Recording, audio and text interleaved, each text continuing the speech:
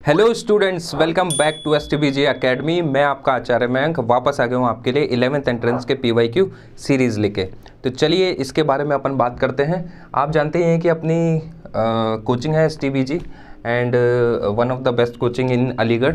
Sandeep sir अपने इसके director हैं। तो चलिए आगे चलते हैं। आपको पता ही होगा कि हम लोग 11th एंट्रेंस के लिए एक बुक पब्लिश करने वाले हैं, जिसके लिए केमिस्ट्री के लिए पर्सनली मैंने मेरे हैंड रिटन सॉल्यूशंस आपको प्रोवाइड किए हैं। आप उनको जाके देख सकते हैं। मेरा नाम है पार्थ अग्रवाल। मैंने एएमयू बीटेक के अंदर 79 रैंक सिक्योर करी है। तो मेरी इस प्रिपरेशन जर्नी में एक बुक ने मेरा बहुत हेल्प किया है, जिसका नाम है एएमयू कैप्सूल। इस बुक में 2011 से लेकर 2024 तक की चैप्टर वाइज PYQ अवेलेबल है। तो मेरे को ढूंढना नहीं पड़ा कहीं भी कि कौन से चैप्टर के PYQ आए हैं, कौन से PYQ मेरे को करने हैं। मेरा नाम साइशा वाशने है और जैसा कि सर ने अभी बताया कि मेरी इस साल एएमयू में ऑल इंडिया रैंक 132 आई है। जैसे कि हर एग्जाम के लिए PYQs तो मस्ट होते ही हैं, तो मैंने PYQs को फॉलो अप करने के लिए एएमयू कैप्सूल करके एक बुक आती है। बहुत अच्छी बुक है, बहुत रेलेवेंट क्वेश्चंस हैं और आपको जब पेपर आप दे रहे होंगे तो आपको लगेगा अरे यार ये क्वेश्चन पेपर रखा था। तो मतलब काफ़ी रेलेवेंट क्वेश्चन आप भी घर से PYQs को प्रैक्टिस कर सकते हैं। और इस किताब ने मेरी बहुत हेल्प करी। ये बुक लिटरली बहुत ज़्यादा हेल्पफुल है आपके प्रिपरेशन के दौरान, और मैं इस बुक को 5 आउट ऑफ 5 रेट करना चाहता हूँ।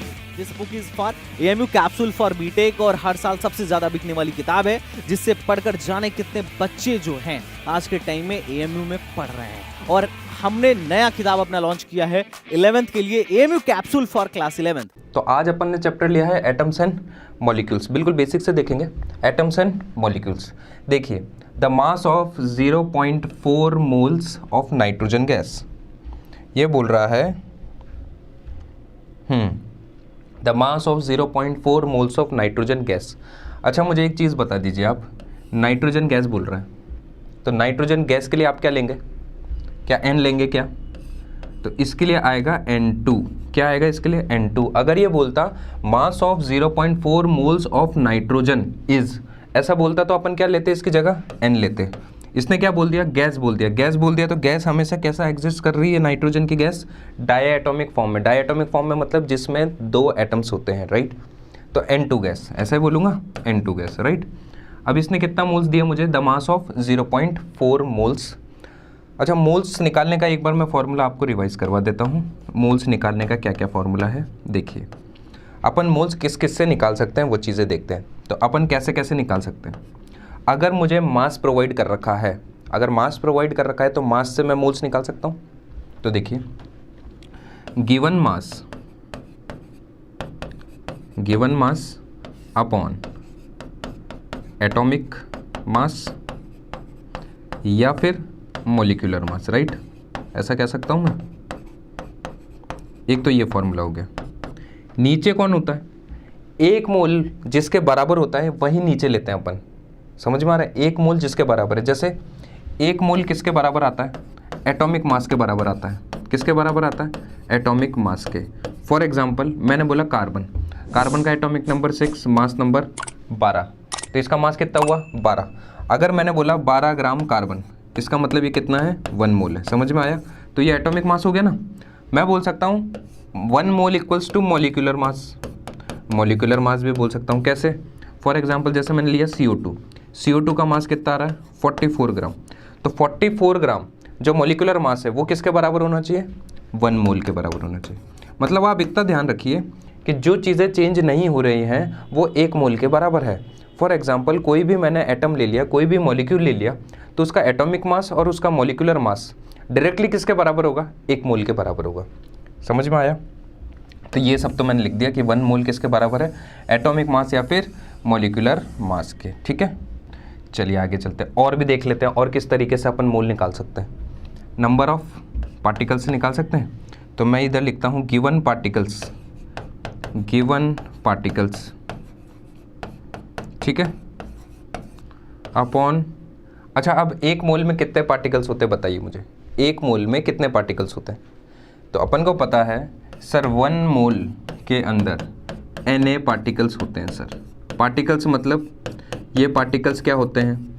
मतलब मॉलिक्यूल्स भी हो सकते हैं, एटम्स भी हो सकते हैं, आयंस भी हो सकते हैं, इलेक्ट्रॉन्स भी हो सकते हैं, प्रोटॉन्स भी हो सकते हैं, न्यूट्रॉन्स भी हो सकते हैं। ये सब हो सकते हैं। पार्टिकल्स में तो कुछ भी हो सकता है ना।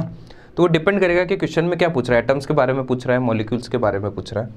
तो अपन क्या बोलेंगे, Na बोल दूँ, क्योंकि 1 मोल किसके बराबर है, Na के। ये समझ में आया इतना?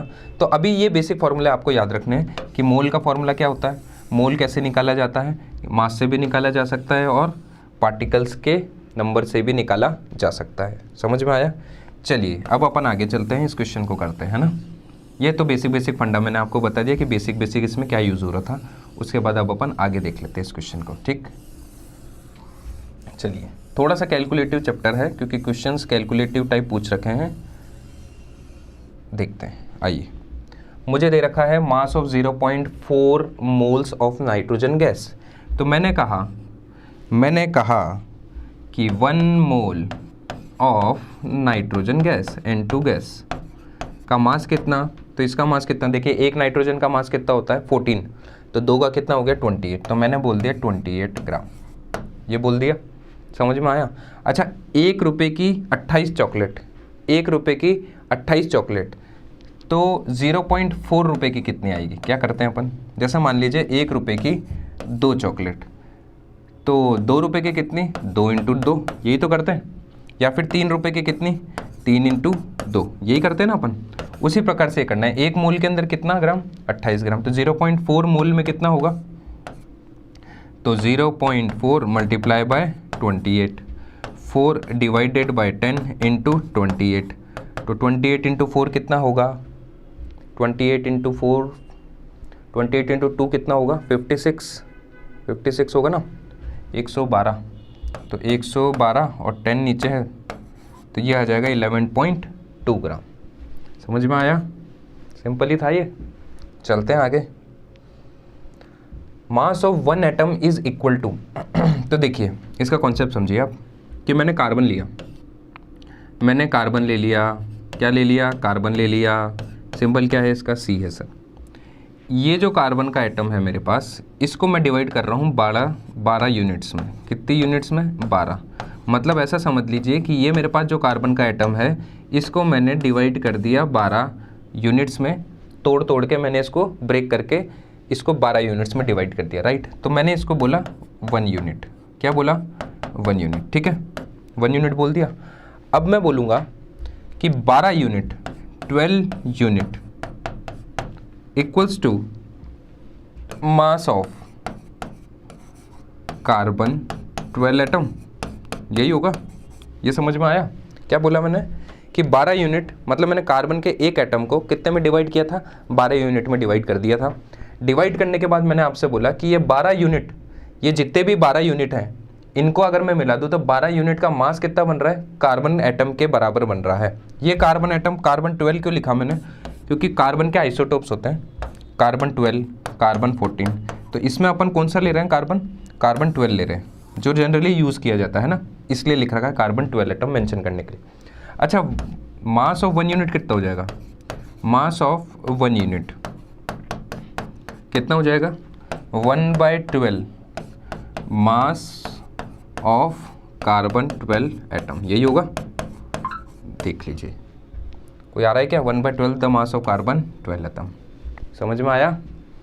चलिए आगे चलते हैं।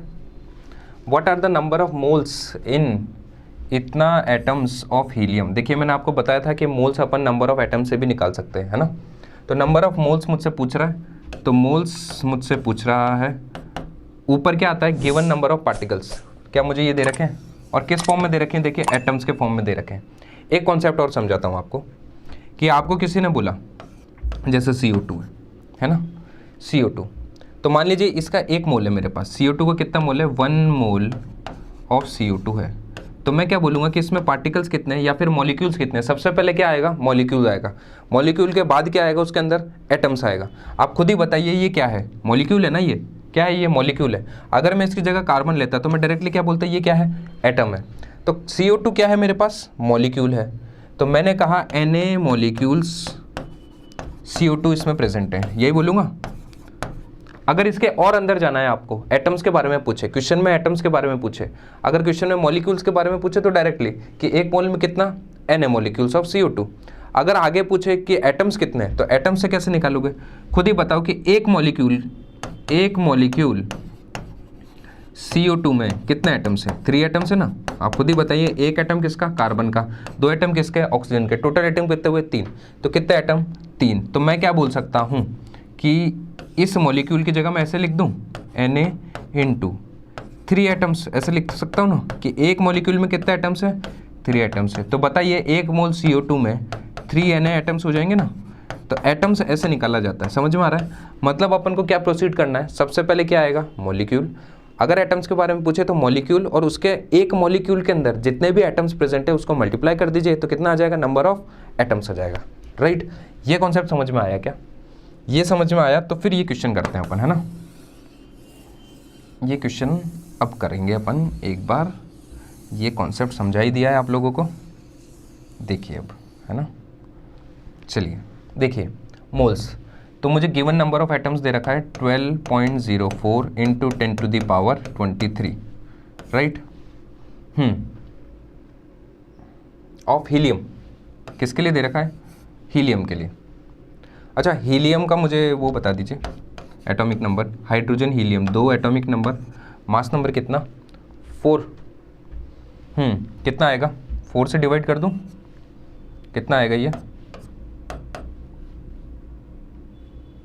What are the number of moles in इतना atoms of helium? सॉरी, अच्छा मास थोड़ी है यार, ये तो नंबर ऑफ एटम्स दे रखा है ना अपन को। तो नंबर ऑफ एटम्स दे रखा है तो नंबर ऑफ एटम्स से डिवाइड करेंगे। देखिए 12.04 इंटू 10⁻23, राइट, डिवाइडेड बाय। अब मेरे से पूछ रहा है एटम का इन्फॉर्मेशन दे रखा है। मास की इन्फॉर्मेशन देता तो मैं उसके मॉलिक्यूलर मास से डिवाइड कर देता या फिर एटॉमिक मास से डिवाइड कर देता। वो मैंने सोचा कि एटॉमिक मास दे रखा है। अच्छा, अगर Na से डिवाइड करूँगा, अब Na मतलब क्या होता है सर? Na मतलब आप लोगों को पता है, Na मतलब होता है 6.023 इंटू 10⁻23। 23 से 23, इसको मोटा मोटा मैं 2 से कैंसिल कर दूँ क्या? तो 2 मोल्स आ रहा है मेरे पास। कितना आ रहा है? 2 मोल्स आ रहा है मेरे पास, राइट। समझ में आया? चलिए, number of molecules of sulphur S8। देखिए एक चीज़ और याद रखिए कि जो नेचुरली सल्फर पाया जाता है वो किस फॉर्म में पाया जाता है? S8 की फॉर्म में पाया जाता है। दूसरी बात, जो नेचुरली फॉस्फोरस पाया जाता है वो P4 की फॉर्म में पाया जाता है। समझ में आया? ये दोनों चीज़ें आप याद रखना, है ना, क्योंकि ये काम आएगी आगे।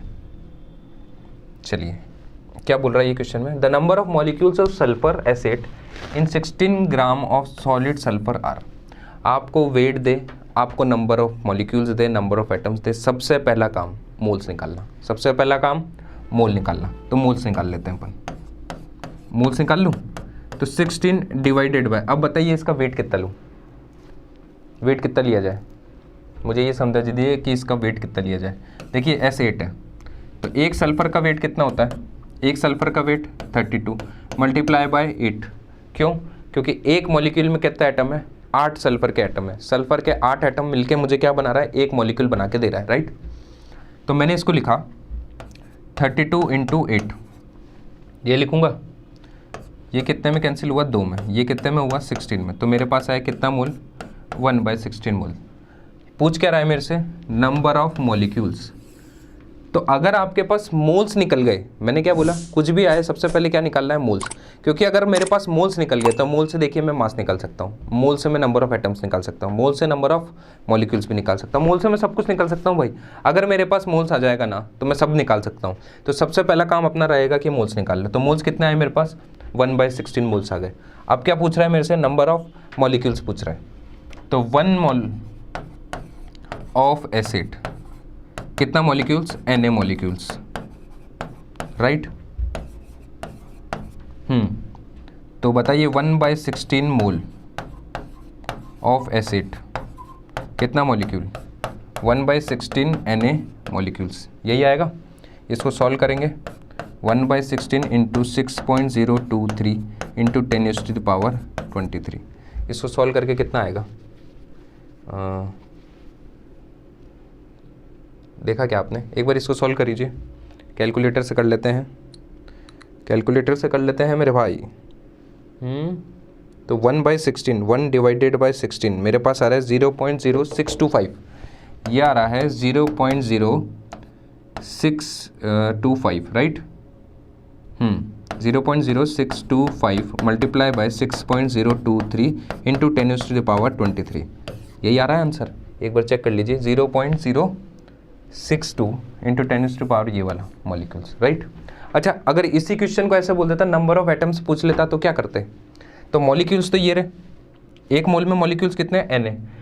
एटम्स निकालने के लिए मैंने क्या बताया, एक मॉलिक्यूल के अंदर कितने एटम है उससे मल्टीप्लाई कर दो।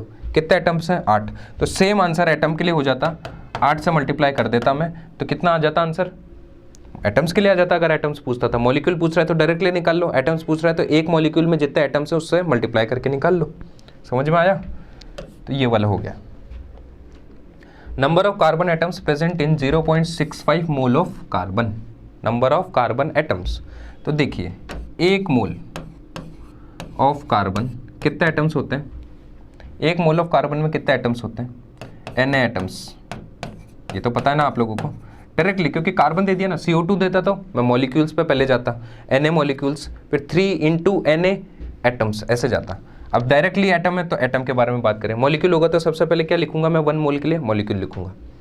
एक mole of C equals to Na atoms, तो 0.65 mole of carbon equals to 0.65 into 6.023 into 10⁻23, right.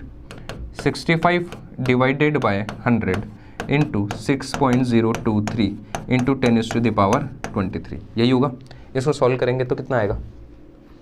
6.023 into 65 करिए, 6.023 इंटू 65, यह आ रहा है मेरे पास 391.49 divided by 100 into 10⁻23।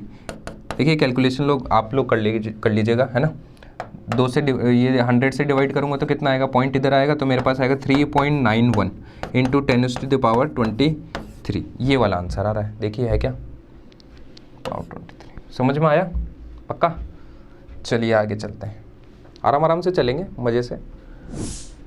5.3 gram of sodium carbonate, तो इसका फॉर्मूला बता दीजिए पहले मुझे कि इसका फॉर्मूला कैसे लिखेंगे आप? Sodium carbonate. अच्छा मैं आपको बताता हूँ, देखिए आगे वाला कौन है? मेटल है। पीछे वाला कौन है? कोई आयन है। आगे वाला कौन है? कैटायन है। पीछे वाला कौन है? एनायन है। आपने यही पढ़ा होगा। आगे कौन आता है? हमेशा कैटायन का नाम आता है। पीछे किसका नाम होता है? एनायन का नाम होता है। यही होता है। अच्छा कुछ कैटायन और कुछ एनायन मैं आपके सामने लिखता हूँ, जैसे ये लिखा मैंने। इसका नाम क्या है? इसका नाम बताइए। Ammonium ion. क्या नाम है इसका? Ammonium ion. कुछ एनायंस मैं आपके लिए लिख रहा हूँ जो आपको रेगुलरली काम आएंगे और ये सब फॉर्मूले बनाने में काम आएंगे। जैसे CO3-2, इसको क्या बोलते हैं? Carbonate ion. क्या बोलेंगे इसको? कार्बोनेट आयन, ठीक है। NO3-, ये डायरेक्टली याद करने हैं आपको। इसमें आप कोई ऐसा मत बोलना कि सर हम कर लेंगे ही नहीं करेंगे, ये याद करने हैं डायरेक्टली, आगे भी काम आएंगे। इसको हम क्या बोलेंगे? Nitrate ion. क्या बोलेंगे? Nitrate ion, right. और कौन कौन से हो सकते हैं सर? SO4-2। इसका इंपॉर्टेंट पार्ट क्या है कि ये चार्ज आपको याद रखना है। ये चार्ज से ही अपन कंपाउंड बनाते हैं। अब इसने पूछा ना सोडियम कार्बोनेट, तो ये डायरेक्ट फार्मूला भी दे सकता था, पर फार्मूला नहीं दिया। इसने क्या दिया अपन को? नाम दिया है ना। नाम दिया है ना, तो नाम से फार्मूला बनवाएगा सबसे पहले, और वह बच्चों का वीक हो जाता है। तो ये एनायंस आपको याद करना है, डायरेक्टली इनके चार्ज भी याद करना है। बहुत सिंपल है, 2 बार देखेंगे तो याद हो जाएगा।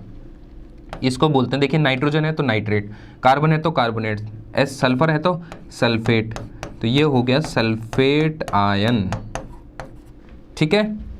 और देखें थोड़ा सा, और OH-, ये होता है हाइड्रोक्साइड आयन। हाइड्रोक्साइड आयन, ठीक है। अब मान लीजिए मुझे फॉर्मूला बनाना है, तो फॉर्मूला कैसे बनाया जाता है? देखिए फॉर्मूला इधर बना दूं, तो देखिए फॉर्मूला ऐसे बनाया जाता है। मान लीजिए मुझसे किसी ने बोला कि आप तो सोडियम कार्बोनेट का ही बनाते हैं, तो सोडियम का पहले चार्ज निकल लीजिए। देखिए क्या होता है कि जब ये कंपाउंड बनेगा ना, तो उससे पहले ये आयनिक फॉर्म में एग्जिस्ट करते हैं। कैटायन और एनायन दोनों के दोनों आयनिक फॉर्म में एग्जिस्ट करेंगे, तो अपन को आयनिक फॉर्म लिखनी पड़ेगी इसकी। तो सोडियम की आयनिक फॉर्म मैंने लिखी Na+, राइट। कार्बोनेट पीछे दिख रहा है, तो कार्बोनेट कौन होता है सर? CO3-2। ये समझ में आया क्या? मैंने क्या लिख दिया? Na+ और CO3-2, ये 1 है। अब इस नंबर को तो इसके नीचे ले जाइए, इस नंबर को इसके नीचे ले जाइए, तो Na इधर मैं लिखा 2CO3, ये कौन हो गया मेरे पास? Sodium carbonate. क्या हो गया ये? Sodium carbonate. समझ में आया? चलिए आगे चलते हैं। और भी होते हैं आयंस, फॉस्फेट आयन भी होता है PO4-3, वो भी आप ध्यान में रख लीजिएगा। ऐसे बहुत सारे आयंस होते हैं, वो अपन डायरेक्टली याद कर लेंगे तो अच्छा होता है, क्योंकि फॉर्मूले बन जाते हैं, अपन अटकते नहीं हैं। तो देखिए सोडियम कार्बोनेट, तो लिख दूँ अब Na2CO3, राइट। और क्या बोल रहा है? Ethanoic acid. इथेनोइक एसिड तो आपको पता होगा, देखा। तो इथेनोइक एसिड मतलब इथ आ गया ना, इथ मतलब कितने कार्बन? 2 कार्बन, तो CH3, और कार्बोक्सिलिक एसिड लिखा हुआ है तो COOH। ये रिएक्शन कर रहा है, इसने बोला to give CO2 plus water plus sodium acetate. देखिए ये एसिटिक एसिड, इधर से अगर मैंने हाइड्रोजन हटा दिया और इधर सोडियम लगा दिया तो मेरे पास क्या बन जाएगा? Sodium acetate. मतलब ये सोडियम इधर आ जाएगा और ये कहीं और चला जाएगा, और ये दोनों मिलके क्या बनाएंगे? वाटर और CO2 बनाएंगे। तो मैंने लिखा इधर CH3COONA, ये हो गया मेरे पास सोडियम एसीटेट। क्या हो गया मेरे पास? Sodium acetate. अब इसने पूछा क्या है वो देख लेते हैं एक बार, है ना। ये बोल रहा है कि 5.3 ग्राम तो ये है सर, ठीक है। और बताइए और क्या दे रहे हैं सर आप? 6 ग्राम तो ये है सर, अरे वाह 6 ग्राम ये है। और क्या दे रहा है? CO2 2.2 ग्राम है सर, ओके। 0.9 ग्राम वाटर भी है सर, और इसका x ग्राम है सर, और ये निकालना है सर। तो according to law of conservation of mass, इसका मतलब जितना भी मास रिएक्टेंट के पास है उतना ही मास प्रोडक्ट के पास भी होना चाहिए। तो 5.3 plus 6 equals to 2.2 plus 0.9 plus x, यही होगा। इसको सॉल्व करेंगे तो कितना आएगा? देखिए 6 और 5 11, 11.3 है ना, इक्वल्स टू 2.2 और ये कितना आ जाएगा? 2.2 और 0.9 तो 0.8, 3.1, 3.1 प्लस x। तो देखिए x इक्वल्स टू 11.3 माइनस 3.1 है ना, कितना आएगा? इसको अगर अपन सॉल्व करेंगे तो कितना आएगा मेरे भाई? सॉल्व करिए। 9, 10, 11, 8.2 आ रहा है क्या? 8.2 आ रहा है, 8.2 ग्राम, राइट। इसको सॉल्व कर लीजिए, आप आंसर निकाल लीजिए। समझ में आया? चलिए फॉर्मूला ऑफ मैग्नीशियम नाइट्राइड। ओ हो, फॉर्मूला ऑफ मैग्नीशियम नाइट्राइड अभी तो सर आप बता रहे थे। तो देखिए ये वाले फॉर्मूले हैं, इनको मैं बता देता हूँ आपको। एनायंस है ना, वो जो मैंने इससे पहले वाले आपको बताए थे वो कैसे थे? Poly atomic. पॉली एटॉमिक मतलब इधर लिख देते हैं, कोई ज़रूरी थोड़ी है, अच्छे से समझा देंगे। Poly atomic ions. Poly atomic मतलब पॉली मतलब मैनी, एटॉमिक मतलब ऐसे आयन जिसमें एक या दो से ज़्यादा एटम्स हों, उसी को अपन क्या बोलेंगे? Poly atomic ions. तो पॉली एटॉमिक आयंस में मैंने अभी आपको बताया था carbonate ion, sulphate ion, nitrate ion, hydroxide ion, phosphate ion. क्या ये बताया था? हाँ सर बताया था। और बताइए सर, तो मोनो एटॉमिक भी बता दूं क्या आपको? मोनो एटॉमिक एनायंस याद करने हैं आपको। मोनो एटॉमिक एनायंस भी बता देते हैं, पॉली एटॉमिक भी बता देते हैं, ताकि आपको कभी दिक्कत ही नहीं आएगी। मोनो एटॉमिक मतलब जिसमें एक एटम होता है। तो देखिए O-2, इसको क्या बोलते हैं? Oxide ion. क्या बोलेंगे? Oxide ion. N-3, इसको क्या बोलेंगे? Nitride ion. Nitride ion. देखिए सबके पीछे क्या लिख रहा है? IDE। क्या लग रहा है सबके पीछे? IDE। अगर IDE किसी के भी पीछे लग जाए, किसी भी एनायन के पीछे IDE लग जाए, तो समझ जाइए वो उसकी बेसिक फॉर्म से बना हुआ है। बेसिक फॉर्म से मतलब देखिए कैसे बताता हूँ। Oxygen 8 atomic number, nitrogen 7 atomic number, fluorine 9 atomic number, है ना। देखना आप, ऑक्सीजन के पास एटॉमिक नंबर कितना है? 8। इसको नोबल गैस बनने के लिए कितने इलेक्ट्रॉन्स और चाहिए? 2। अगर ये 10 हो जाएगा तो ये स्टेबल हो जाएगा। क्या ये 2 लेगा? हाँ सर ये 2 लेगा। तो जनरल वे में बात करते हैं कि ये एनायन बनने के लिए कितना लेगा? 2 लेगा। तो इसको क्या बोलेंगे? Oxide ion. समझ में आया? क्या बोलेंगे? Oxide ion. मतलब नेचुरल वे से जैसे बनेगा। ये 7 हैं, 10 बनना चाहेगा, 3 इलेक्ट्रॉन लेगा। तो जब इलेक्ट्रॉन लेते हैं तो माइनस का चार्ज आता है, तो ये होगा नाइट्राइड आयन। जैसे ये है तो 9 है, 10 बनने के लिए 1 इलेक्ट्रॉन लेगा, तो ये बनाएगा F माइनस, इसको बोलेंगे फ्लोराइड आयन। क्या बोलेंगे? Fluoride ion. तो IDE किसके पीछे लगता है? मोनो एटॉमिक एनायंस के पीछे लगता है। समझ में आया? मोनो एटॉमिक्स एनायंस के पीछे। ये मैंने आपको मोटी मोटी बात बता दी। अब देखिए मैग्नीशियम नाइट्राइड का फॉर्मूला मुझसे पूछ रहा है, तो मैग्नीशियम अलग कर दीजिए, नाइट्राइड अलग कर दीजिए। अब ये आपको आएगा नहीं ना, एनायंस बना पता नहीं है ना आपको, तो ये फिर आप बना नहीं पाएंगे इसलिए। तो मैग्नीशियम हमको पता है एटॉमिक नंबर कितना होता है सर? 12 होता है। नोबल गैस बनने के लिए कितने इलेक्ट्रॉन दे देता है? 2। तो कितना चार्ज आता है? +2। नाइट्राइड आयन सर आपने बता ही दिया N-3। तो ये वाला इसके नीचे ले जाइए, ये वाला इसके नीचे ले जाइए, तो ये होगा Mg3N2। ये फॉर्मूला बनेगा मेरे भाई, ठीक है? समझ में आया? चलिए, बर्निंग ऑफ कैंडल इन्वॉल्व। तो देखिए जब भी कैंडल बर्न होती है तो क्या वो सॉलिड से लिक्विड में और फिर वेपर में कन्वर्ट हो रही है? हाँ सर, वेपर में भी कन्वर्ट हो रही है। तो वो फिजिकल प्रोसेस हो गया। फिजिकल प्रोसेस मतलब सिर्फ फिजिकल स्टेट चेंज होती है, ऐसा प्रोसेस। केमिकल चेंज मतलब कुछ और बन रहा हो, तो ज़रूर जहर, एक बात बता, कंबशन हो रहा है तो कुछ और तो बन ही रहा होगा, CO2 बन रहा होगा, वाटर वेपर भी रिलीज हो रही होगी। तो इसका मतलब ये प्रोसेस कैसा है? बोथ फिजिकल भी है और केमिकल भी है। Group of elements showing both metallic and non metallic properties. Both metallic and non metallic properties कौन शो करता है? मेटेलॉइड्स। कौन शो करता है? Metalloids, right? इनको मेटेलॉइड्स कहते हैं। बोरोन, सिलिकॉन, जर्मेनियम, ये वो एलिमेंट्स हैं जो मेटेलॉइड्स होते हैं। तो ये रहा पहला वाला ऑप्शन हो जाएगा, डायरेक्टली याद करिए इसको। The number of particles in 46 gram of sodium atoms. Number of particles in 46 gram of sodium atoms. तो सबसे पहला काम क्या बताया था आप लोगों को? मोल निकालना। तो 46 डिवाइडेड बाय 23 कितना आया? 2 मोल आ गया। कितना मोल आ गया? 2 मोल। 1 मोल में कितने? 1 मोल ऑफ Na कितना पार्टिकल्स बताइए? Na एटम्स हो जाएंगे ना भैया, एटम्स बोल रहा ना, Na एटम्स। 2 मोल में कितने? 2 मोल में कितने हो जाएंगे? Multiply by 2 Na। तो 2 × 6.023 × 10⁻23 कितना हो जाएगा? 12 पॉइंट समथिंग, 12.044 × 10⁻23। ये वाला आंसर हो जाएगा। समझ में आया? सिंपल था ये तो। Molar mass of sulphur molecule, अभी बताया था सल्फर जो मॉलिक्यूल है वो कैसा एग्जिस्ट करता है? S8 में एग्जिस्ट करता है।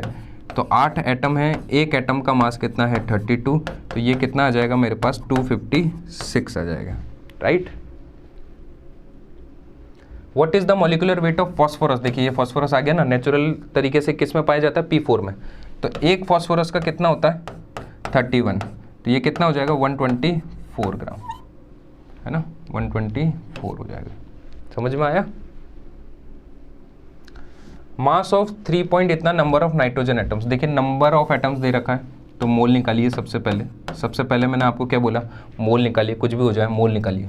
तो 3.011 × 10⁻23 divided by Na, divided by Na। क्यों? क्योंकि ऊपर नंबर ऑफ पार्टिकल्स है तो नीचे Na आएगा, ऊपर मास होता तो नीचे मास आता। तो ये आएगा 6.023 × 10⁻23, राइट? 10⁻23 से ये कैंसिल, ये 1/2 मोल आया। कितना आया? 1/2 मोल आ गया। मुझे निकालना क्या है? मास। क्या निकालना है मुझे? मास। तो 1 मोल नाइट्रोजन कितना मास होता है मेरे भाई? 14 ग्राम। तो 1/2 मोल नाइट्रोजन कितना मास हो जाएगा? 1/2 × 14 कितना आ जाएगा? 7 ग्राम। समझ में आया? कितना आ जाएगा? 7 ग्राम। चलें आगे। Formula of aluminium sulphate. तो एल्यूमिनियम कितना आयन बनाता है? एल्यूमिनियम का एटॉमिक नंबर 13 है, 3 इलेक्ट्रॉन दे देगा तो नोबल गैस बन जाएगा, तो ये +3 बनाता है। सल्फेट आपको बता ही दिया अभी, -2। तो ये नीचे ले जाइए, ये इधर ले जाइए, तो ये बनेगा मेरे पास 2SO4 ये लिखूँगा। अब ये मत पूछना, देखिए कोई बच्चे ऐसे भी बोलते हैं, सर आपने ब्रैकेट क्यों लगाया? आप ऐसे ही लिख देते, ऐसे कैसे लिख देता, कन्फ्यूजन क्रिएट नहीं हो रहा क्या कि 43 है, 4 किसके साथ है, ऑक्सीजन के साथ है, 3 किसके साथ है। इससे मुझे पता चल रहा है कि ये 3 किस पे लगा हुआ है, पूरे के पूरे SO4 पे लगा हुआ है, इससे मुझे पता नहीं चल रहा है। तो ये क्वेश्चन मत पूछना कि सर ये ब्रैकेट क्यों लगाया, समझ में आया। ब्रैकेट बिल्कुल वेरीफाई करने के लिए लगाया गया है कि ये ब्रैकेट देख लेंगे तो अपन को पता चल जाएगा 3 मेरे पास आयंस किसके हैं, सल्फेट आयन है 3, समझ में आया। The internal energy of a molecule is, देखिए internal energy of a molecule अंदर सारी चीज़ें होती है, ट्रांसलेशनल भी होती है, रोटेशनल भी होती है, वाइब्रेशनल भी होती है, तो तीनों होती हैं। अब इसको समझाने के लिए तो मैं बाद में समझाऊंगा आपको कि क्या तरीके की एनर्जीज होती हैं, क्योंकि बाद हायर लेवल पे पढ़ते हैं अपन ये, तो आप डायरेक्टली याद करिए कि तीनों तरीके की एनर्जी अपन पढ़ते हैं, ट्रांसलेशनल, रोटेशनल, वाइब्रेशनल, समझ में आया। Hydrochloric acid is sold commercially as 12 mole solution, how many moles of HCl are in, इतना घबराने की बात नहीं है, क्वेश्चन से बिल्कुल सिंपल है, बिल्कुल सिंपल तरीके से बताता हूँ। देखिए ये M क्या है, पहले तो ये देखिए, M कैपिटल M मतलब मोलैरिटी, कैपिटल M मतलब मोलैरिटी, मोलैरिटी इसको क्या बोलते हैं, मोलैरिटी, समझ में आया। इसका फॉर्मूला भी बता देता हूँ, number of moles of solute, number of moles of solute divided by volume of solution in liters, ठीक है।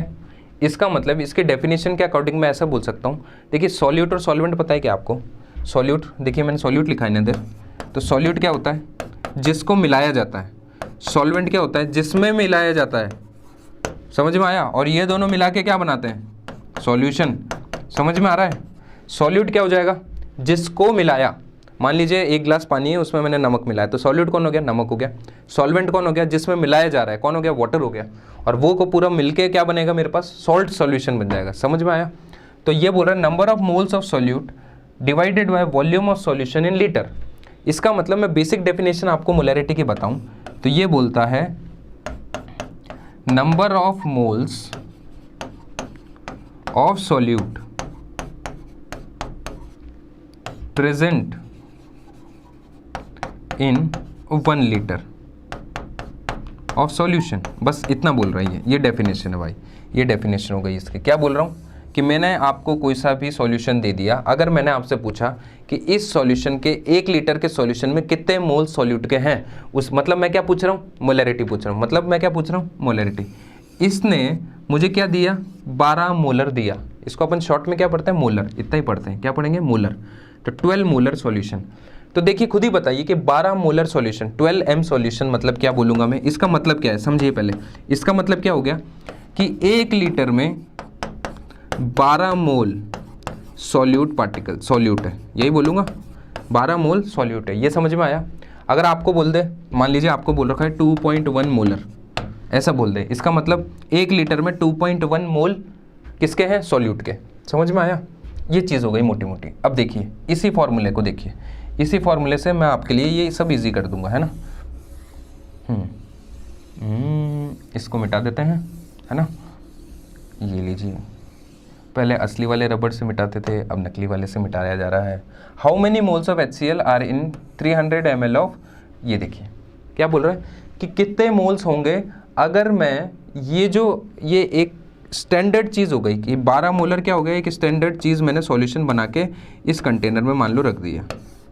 क्या बोला कि ये 12 मोलर HCl सॉल्यूशन है। 12 मोलर मतलब कि 1 लीटर में 12 मोल्स सॉल्यूट के हैं, ऐसा सॉल्यूशन। अब इसमें से मैंने कितना निकाला, 300 ml निकाल लिया। कितना निकाल लिया, 300 ml। बोल रहा है ना ये 300 ml ऑफ इतना, तो 300 ml निकाल के मैंने ये ड्रम भर लिया। अब ये बोल रहा है कि इसमें कितने मोल्स होंगे HCl के, HCl के कितने मोल्स होंगे इसमें, ऐसा पूछ रहा है। तो देखिए फॉर्मूले से देखते हैं इसको, है ना। तो मोलर, मोलैरिटी, मोल्स को मैं शॉर्ट एंड लिख देता हूँ, वॉल्यूम को V लिख देता हूँ, ठीक है। अब देखिए इन दोनों को मैं मल्टीप्लाई करता हूँ तो मेरे पास क्या निकल के आएगा, moles equals to molarity into volume. ये समझ में आया, क्या निकल के आया मेरे पास, moles equals to molarity into volume, और volume should be in litre, तभी तो मोल्स निकल के आएगा ना। तो इधर मुझे क्या दे रखा है देखिए ml में, तो मोलैरिटी मुझे दे रखी है 12, वॉल्यूम मुझे दे रखा है 300, इसको मैंने किस में कन्वर्ट कर दिया, लीटर में। तो 2 0 से 2 0 कैंसिल, 12 इंटू 3 कितना 36, तो 3.6 मोल्स आ जाएगा। आंसर है क्या? वैसे आंसर देख लीजिए आप, कितना आ रहा है 3.6 मोल्स। ये समझ में आएगा बेसिक कंसेप्ट आपके। चलिए, the formula of oxide of metal M is MO। देखिए इसको ब्रेक करते हैं अपन, है ना, इसको ब्रेक करते हैं तो ऑक्सीजन पे कितना होता है, ऑक्साइड बोला ना, देखिए फॉर्मूला ऑफ ऑक्साइड, और ऑक्साइड सिर्फ एक ही होता है O-2, तो O-2 मैंने लिख दिया। अब एक बात बताइए कि क्या इनके नीचे कोई नंबर दिख रहा है क्या मुझे? इससे पहले तो मुझे नंबर दिख रहा था ना, जैसे एल्यूमिनियम का क्वेश्चन किया था उसमें भी नंबर दिख रहा था ना। अगर यहाँ पर नंबर नहीं दिख रहा है तो या तो नंबर है ही नहीं 1 है, या फिर सेम नंबर है। कैसे? देखिए मान लीजिए M+2 है और O-2 है, ये 2 मैंने इधर किया, ये 2 भी मैंने इधर कर दिया, तो मेरे पास आया M2O2। अब ये जो सेम नंबर है इसको हटा देते हैं अपन जनरली, तो MO क्या बन गया, ये वाला ऑक्साइड बन गया। इसका मतलब अगर मेरे पास कोई भी नंबर मुझे नीचे नहीं दिख रहा है तो इसका मतलब या तो दोनों का कितना है 1 है, या फिर दोनों का कैसा है सेम है। ये समझ में आया? तो वही इन दोनों को करिए तो M2O2 बनेगा, 2 को हटा दीजिए क्योंकि कॉमन है, तो MO ये वाला आपका फॉर्मूला बनेगा, है ना। ये वाला कैसे बना ये समझाया मैंने आपको। आगे क्या पूछ रहा है, what will be the formula of its phosphate.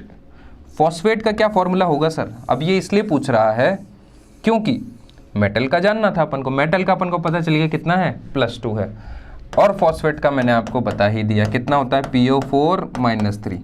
3 इधर ले जाइए, 2 इधर ले जाइए, ये लीजिए, ये बन गया फॉर्मूला। बहुत ही शानदार, इजी, कर लेंगे। चलते हैं आगे। The number of aluminium ions present in इतना gram of Al2O3। Molecular mass भी मुझे प्रोवाइड कर रखा है 102। देखिए पूछ क्या रहा है, the number of aluminium ions present in इतना ग्राम, कि इतने ग्राम में एल्यूमिनियम के आयंस कितने होंगे, ये पूछ रहा है मेरे से। तो सबसे पहला काम जो मैंने आपको बताया वो करेंगे हमेशा। क्या करेंगे? मोल निकालेंगे सर।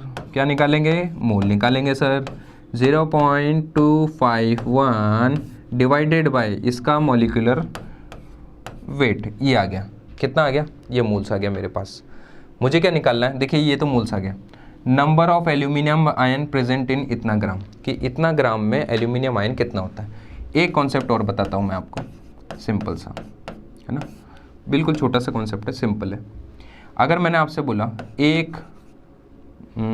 देखिए एक मॉलिक्यूल CO2, एक मॉलिक्यूल CO2, तो इसमें एटम कितने, कार्बन का एटम कितने 1, ऑक्सीजन का एटम कितना 2। ये समझ में आया? अब मैंने आपको बोला कि मॉलिक्यूल के अंदर की चीज़ें क्या होती हैं, एटम्स होती हैं सर। अब मैंने आपसे बोला 1 मोल CO2, मैंने बोला 1 मोल CO2, तो जब भी मॉलिक्यूल्स की बात की जाएगी, ध्यान देना, जब भी मॉलिक्यूल्स की बात की जाएगी तो अंदर की चीज़ें क्या हो जाएंगी, एटम्स हो जाएंगे मेरे भाई। क्या हो जाएंगे? एटम्स। और अगर मोल की बात की जाएगी तो उसके अंदर की भी चीज़ें क्या हो जाएंगी, मोल हो जाएगी मेरे भाई। याद रखेगा, याद रखेगा। तो 1 मोल CO2, इसका मतलब मैं बोल सकता हूँ इसके अंदर क्या क्या है, 1 मोल कार्बन है, 2 मोल ऑक्सीजन है। ये समझ में आया क्या? अगर इसको मैं लिखता तो क्या लिखता बता तू, 1 एटम कार्बन और 2 एटम ऑक्सीजन, यही तो लिखता। तो मॉलिक्यूल के अंदर की चीज़ें क्या होती हैं, एटम होती हैं। मोल के अंदर की भी चीज़ें किस में लिखते हैं हम, मोल में लिखते हैं। तो 1 मोल CO2 मतलब इसमें 1 कार्बन मोल है और 2 मोल किसका है, ऑक्सीजन का मोल है। ये समझ में आया? ये बेसिक कॉन्सेप्ट था आप लोगों के लिए। इसके बाद अपन आगे एक और क्वेश्चन प्रोसीड करते हैं, ठीक है। चलिए रुकिए एक बार, इसको मैं हटा दूं। देखिए, ओहो, ओए होए, ओए होए, ये लीजिए, ठीक है। ये मोल आ गया मेरे पास, ये मोल आ गया। अब मेरे से पूछ रहे नंबर ऑफ एल्यूमिनियम आयंस कितने हैं। तो आप एक बात बताइए कि मैंने लिखा 1 मोल Al2O3, तो इसमें एल्यूमिनियम आयंस कितने हैं मुझे ये बता दीजिए। एल्यूमिनियम आयंस कितने हैं इसमें बताइए। अब ये मत बोल देना डायरेक्ट कि सर 2 नहीं होंगे। मॉलिक्यूल होता तो उसमें एटम कितने होते हैं, 2 एल्यूमिनियम के होते हैं, और ऑक्सीजन के कितने होते हैं, 3। पर पूछा क्या है, 1 मोल Al2O3 में। तो देखिए इसको मैं डिवाइड करता हूँ, 2 मोल एल्यूमिनियम 3 मोल ऑक्सीजन। ये समझ में आया क्या? तो देखिए 1 मोल में कितने मोल हैं? 2 मोल एल्यूमिनियम है, तो इतने मोल में कितने आएंगे? इतने मोल में एल्यूमिनियम कितने आ जाएंगे? लिखूं क्या मैं? तो मैं लिखता हूँ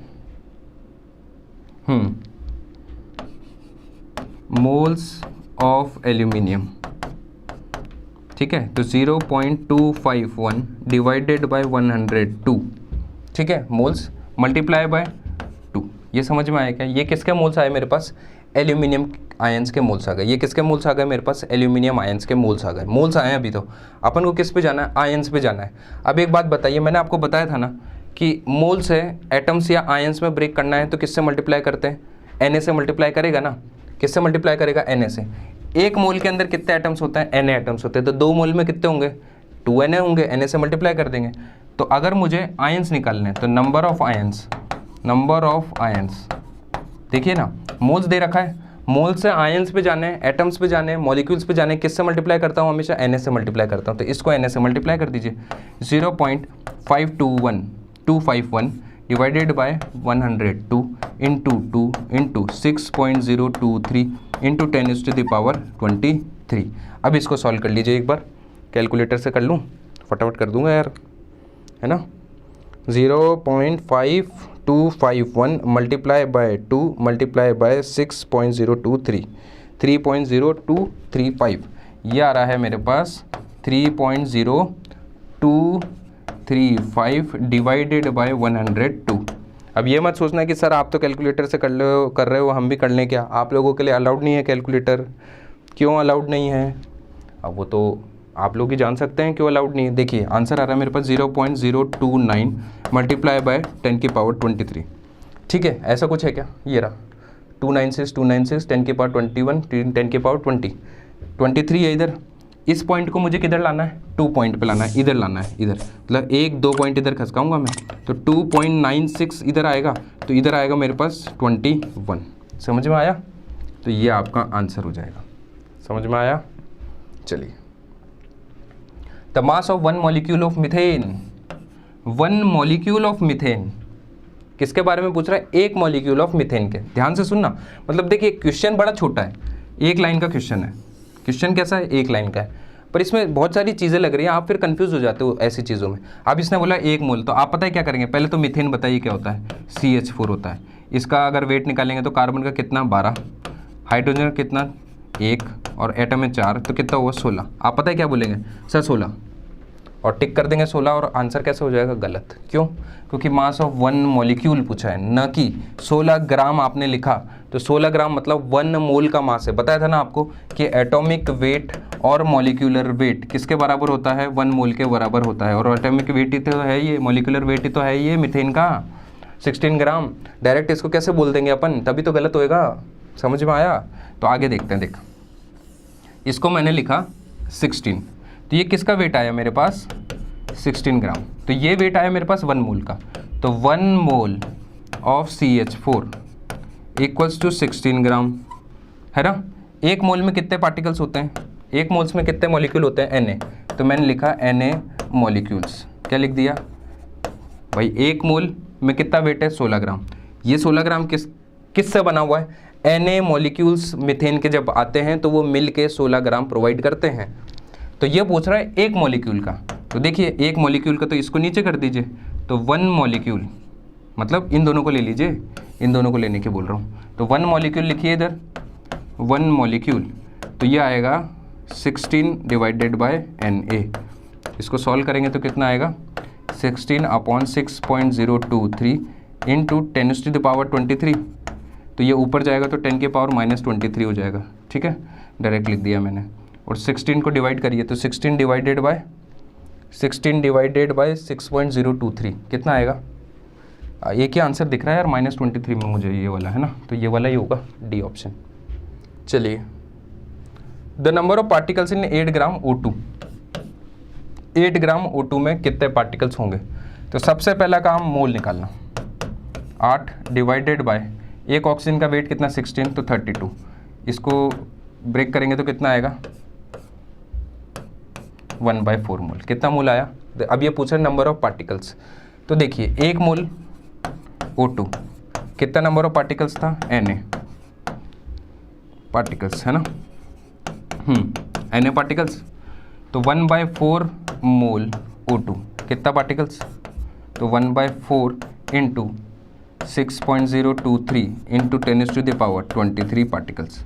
इसको डिवाइड करेंगे तो कितना आएगा, इसको मोटा मोटा 6 मान लूँ क्या अप्रॉक्सीमेटली, तो 6 और 3 मतलब 6 और 4, तो ये कितना जाएगा 3/2, तो ये 1.5 इंटू 10⁻23 ऐसा कुछ जाएगा आसपास, इसका आसपास कुछ जाना चाहिए।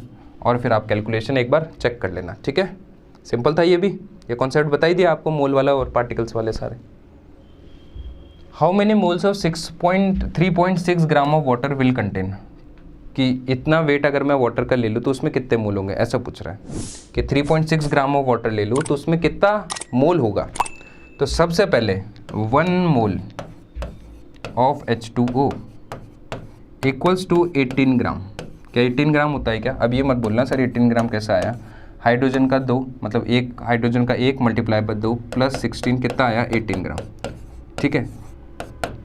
अब मेरे से पूछ रहा है ये कि 3.6 ग्राम वाटर ले लूँ तो मेरे पास कितना मोल आएगा, तो मोल का फॉर्मूला बताइए आप।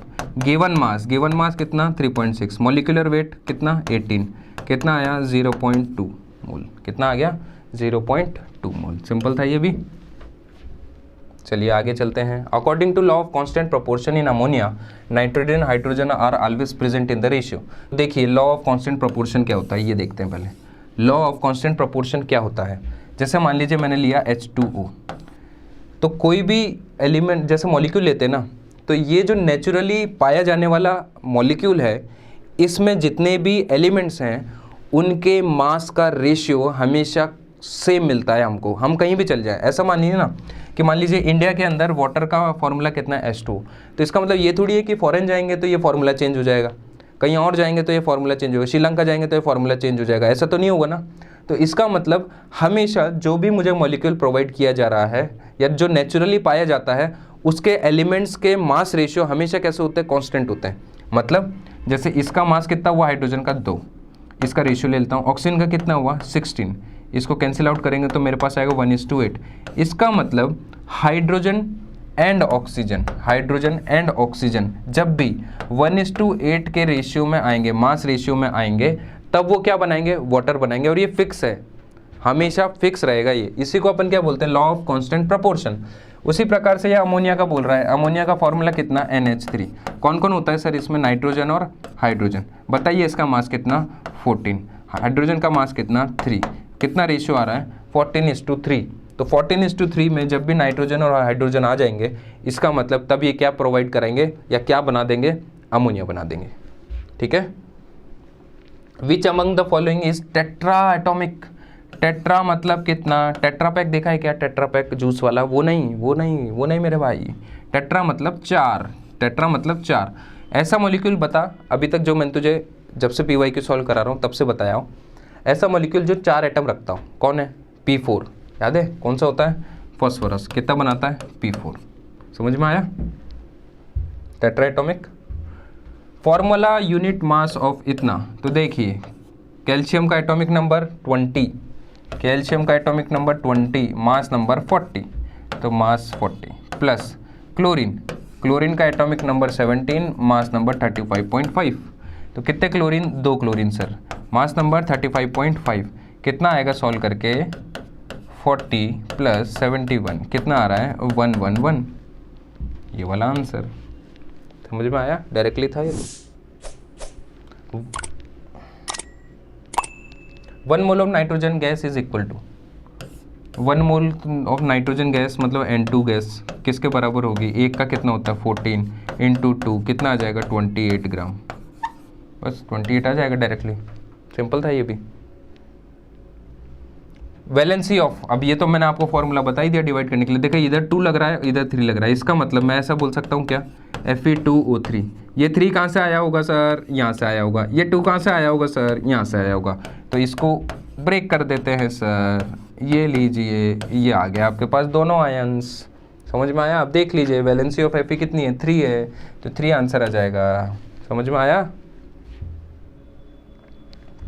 Which one of the following has highest number of molecules?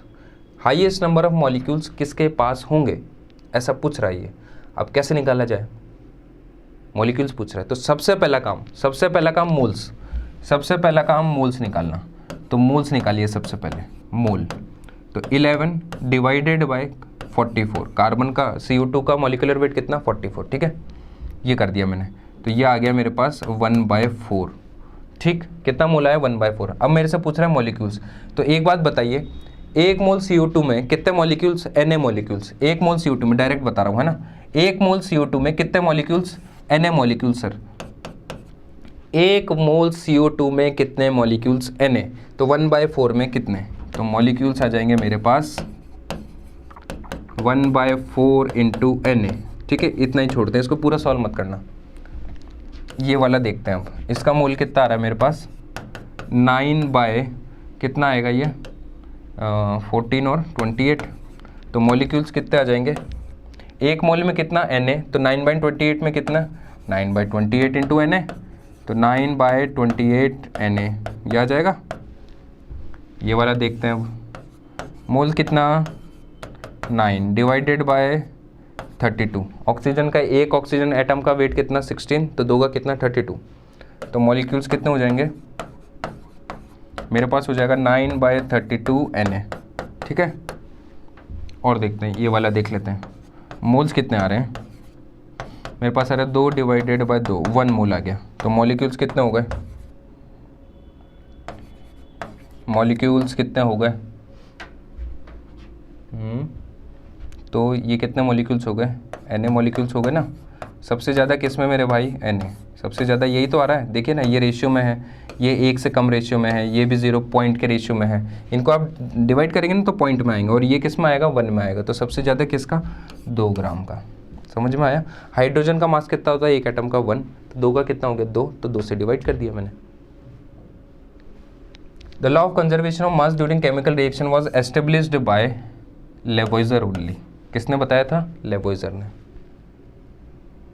What is the mass of इतना मॉलिक्यूल्स ऑफ नाइट्रोजन गैस, तो मॉलिक्यूल्स दे रखा है, तो सबसे पहला काम मोल निकालना, तो 3.011 इंटू 10⁻23 डिवाइडेड बाय 6.023 इंटू 10⁻23, क्या हो गया था ये बीच में, कोई बात नहीं। तो देखिए, इसको रफ आइडिया ले लूँ, 3 ले लूँ, इसको 6 ले लूँ, तो ये कितना आ गया 2, तो ये मेरे पास आ रहा है 1/2 मोल, कितना आ रहा है 1/2 मोल मॉलिक्यूल्स, ठीक है, कितना आया मेरे पास 1/2 मोल्स आया। अब ये बोल रहा है मास, तो 1 मोल N2 का मास कितना था मेरे भाई 28 ग्राम, तो 1/2 मोल का कितना हो जाएगा मेरे भाई, बता दे, क्यों चुप है, कभी तो बोल दे, कुछ तो बोला कर। 14 ग्राम, कितना आया 14 ग्राम, समझ में आया आपके। 1 मोल N2 का कितना 90, अपन ने सबसे पहले क्या निकाला, मोल निकाला। मोल कैसे निकाला, number of given molecules divided by Na, इससे मोल निकाला, हाफ मोल से आया, तो हाफ मोल को मल्टीप्लाई कर दिया हाफ से, तो आंसर आ गया। लाफिंग गैस इज, सर ये लाफिंग गैस क्या होती है, कि बेटा अगर मैं तुझे इसको सूंघा दूँ ना, अगर मैंने तुझे इसको सूंघा दिया तो तू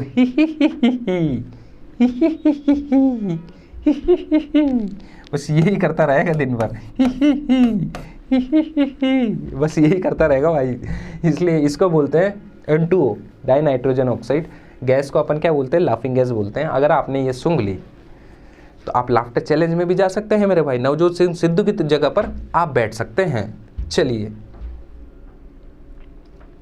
what is the chemical formula of ammonium carbonate, तो अमोनियम का फॉर्मूला कितना NH4+, कार्बोनेट का भी आपको बताया था ना ये वाला। अब इससे फॉर्मूला बना लीजिए, 1 को इधर ले जाइए, 2 को इधर ले जाइए, तो अमोनियम 2 और ये हो गया कार्बोनेट, ठीक है, ये वाला, ठीक है। मोलर मास ऑफ इतना, तो निकाल लो यार मोलर मास। कार्बन कितने 2, एक कार्बन का कितना 12, हाइड्रोजन कितने 6, एक हाइड्रोजन का कितना 1, ऑक्सीजन कितने 2, एक ऑक्सीजन का कितना 16, कितना आ रहा है 24 + 6 + 32, कितना आ रहा है 62 आ रहा है, 62 आंसर आ रहा है मेरे भाई। The formula unit mass of, ये तो आया था ना, ये तो पहले भी कर लिया था, 111 आंसर आया था ना इसका। रिपीट हो गया होगा। बॉइलिंग पॉइंट ऑफ MgCl2 ये डायरेक्टली याद करना है आपको। इसका वैसे होता है 1685 केल्विन के अराउंड, है ना। बॉइलिंग पॉइंट कितना होता है MgCl2 का? 1685 केल्विन के अराउंड होता है। देख लीजिए ऑप्शन, तो ऑप्शन 1700 सबसे क्लोजेस्ट है, इसलिए 1700 पे आंसर टिक कर दीजिए। डायरेक्ट याद करना है आपको, है ना। The number of molecules in 11 gram of CO2, तो मोल्स निकालते हैं सबसे पहले। तो 11 डिवाइडेड बाय 44 कितना मोल्स आया मेरे भाई? 1/4 मोल्स आ गया, है ना। मॉलिक्यूल्स पूछ रहा है, तो 1 मोल CO2 में कितने मॉलिक्यूल्स? Na molecules. कितने मॉलिक्यूल्स? Na मॉलिक्यूल्स मेरे भाई। बोलते जा और करते जा, हाथ पैर चलने चाहिए, हाथ चलता रहना चाहिए आपका। जैसे जैसे मेरा चल रहा है वैसा वैसा आपका भी हाथ चलना चाहिए। तो देखिए 1/4 मोल मतलब 1/4 इंटू Na कितना हो जाएगा? 1/4 इंटू Na, यही होगा। इसको सॉल्व करेंगे, कितना आएगा? 1/4 इंटू 6.023 इंटू 10⁻23। तो 6 को अप्रॉक्सीमेटली 6 मान लीजिए, तो 1.51 इंटू 10⁻23 आंसर हो जाएगा। ठीक है। Element X and Y have atomic numbers 12। तो आप बताइए 12 एटॉमिक नंबर किसका होता है? अगर आपको एटॉमिक नंबर याद है तो, अगर याद नहीं है तो गड़बड़ है मेरे भाई, गड़बड़ है। ये मैग्नीशियम का होता है। 17 किसका होता है सर? ये क्लोरीन का होता है। ये 12 और ये 17।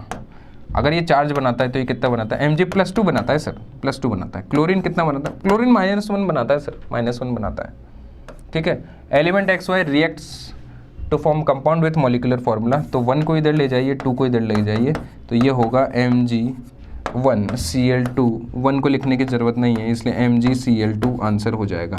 मतलब मैं बोल सकता हूँ इसको XY2, ये वाला आंसर हो जाएगा ना, XY2। ठीक है, समझ में आया? सिंपल सिंपल है यार, बिल्कुल बेसिक बेसिक। थोड़े से कैलकुलेशन वाले जो रहेंगे पीछे। ये क्या हो गया? क्वेश्चन चेंज हो गया क्या? सेम लग रहा है। The elements X and Y have atomic number 12 and 8 respectively. तो 12 किसका होता है? मैग्नीशियम का होता है। 8 किसका होता है? ऑक्सीजन का होता है। ये +2 बनाता है, ये -2 बनाता है। क्या बनाएंगे ये? MgO बनाएंगे, मतलब XY बनाएंगे, है ना। यही पूछ रहा होगा शायद, ये पूछ रहा है ना रिएक्ट। हाँ ये पूछ रहा है। बस इसने ऑक्सीजन चेंज कर दिया, उधर क्लोरीन दे दिया था, कोई बात नहीं। पर एटॉमिक नंबर याद होने चाहिए। इससे आपको ये पता चल गया होगा कि अगर आपको एटॉमिक नंबर याद नहीं है तो आप ये नहीं लिख सकते कि कौन सा एलिमेंट है। अगर आपको ये नहीं पता चला कौन सा एलिमेंट है तो आप ये नहीं पता कर सकते वो किस आयन में ब्रेक हो रहा होगा, मतलब कैटायन बना रहा होगा, एनायन बना रहा होगा, कितने चार्ज का बना रहा होगा। 4 gram of oxygen will have mole पूछ रहा है, तो मोल निकाल लेते हैं ना डायरेक्ट। देखिए 4 ऑक्सीजन बोला है सिर्फ, तो 16 ले लूँ, तो ये कितना आ रहा है? 1/4 मोल। कितना आ रहा है? 1/4 मोल, तो 0.25। क्या बोला मैंने? अगर ये ऑक्सीजन गैस बोलता तो मैं कितना लिखता? O2, और नीचे कितना लिखता? 32। इसने सिर्फ क्या बोला? ऑक्सीजन, तो सिर्फ ऑक्सीजन बोला तो कितना लोगे? O ही लोगे बस। ऑक्सीजन गैस बोलना चाहिए, तब लेंगे अपन 32। समझ में आया? एलिमेंट A B, ये तो सेम क्वेश्चन रिपीट हो रहा है यार। XY से पूछा था, अब AB से पूछ रहा है। ये तो करवा ही दिया आपको, है ना, करवा दिया ना। B Mg वाला +2, ये Cl- करवा तो दिया यार ये, है ना, कर लेना आप लोग। ठीक है।